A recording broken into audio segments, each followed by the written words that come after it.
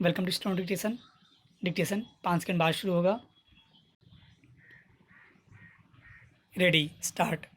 बिहार के किशनगंज में नेपाली सुरक्षा प्रहरी की ओर से की गई फायरिंग में एक भारतीय नागरिक के घायल होने के बाद यह अंदेशा यकीन में ही बदलता है कि नेपाल सरकार भारत को उकसाने के लिए किसी भी सीमा तक जाने को तैयार है। किशनगंज की घटना बीते एक महीने में तीसरी ऐसी वारदात है जिसमें नेपाली सुरक्षा प्रहरियों की ओर से जानबूझकर भारतीय नागरिकों को निशाना बनाया गया। पिछले महीने सीतामढ़ी में की गई इसी तरह की फायरिंग में तो एक भारतीय नागरिक की मौत भी हो गई थी। उस घटना पर अफसोस जताने के बजाय अररिया में गोलियां चलाई गईं और अब किशनगंज का मामला सामने है।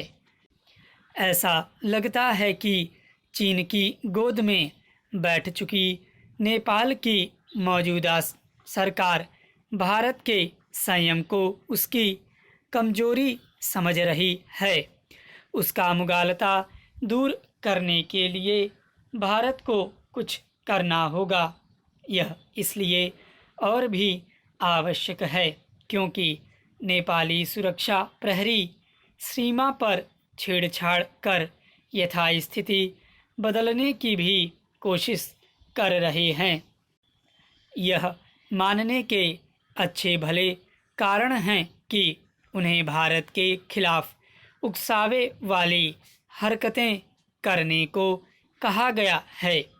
सीतामढ़ी और किशनगंज सरीखी घटनाओं को लेकर कूटनीतिक स्तर पर नेपाल को कड़ी चेतावनी दी जानी चाहिए। निस्संदेह इसके साथ ही नेपाली जनता को यह संदेश देना भी आवश्यक है कि उनकी कम्युनिस्ट सरकार भारत से जानबूझकर संबंध खराब करने पर तुली है और इस क्रम में उनके हितों की भी परवाह नहीं कर रही है।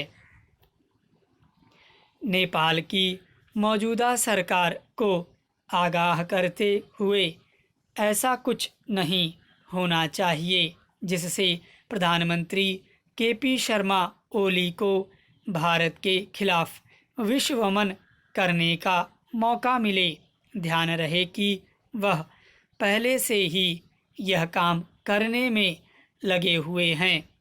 उत्तराखंड के इलाकों पर दावा ठोकने से लेकर अयोध्या को लेकर मूर्खतापूर्ण बयान देने से यदि कुछ स्पष्ट होता है तो यही कि केपी शर्मा ओली नेपाल में भारत विरोध का माहौल खड़ा कर अपनी डगमगाती कुर्सी बचाना चाह रहे हैं।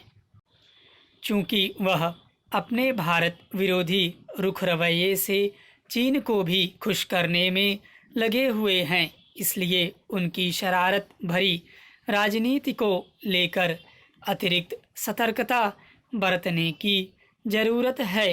यह सही है कि नेपाल और भारत के सांस्कृतिक एवं सामाजिक संबंध सदियों पुराने हैं और उन पर इतनी आसानी से आंच नहीं आ सकती, लेकिन भारतीय नीति नियंताओं के लिए यह तो चिंता का विषय बनना ही चाहिए कि नेपाल सरकार उन्हीं पर चुन चुनकर प्रहार कर रही है।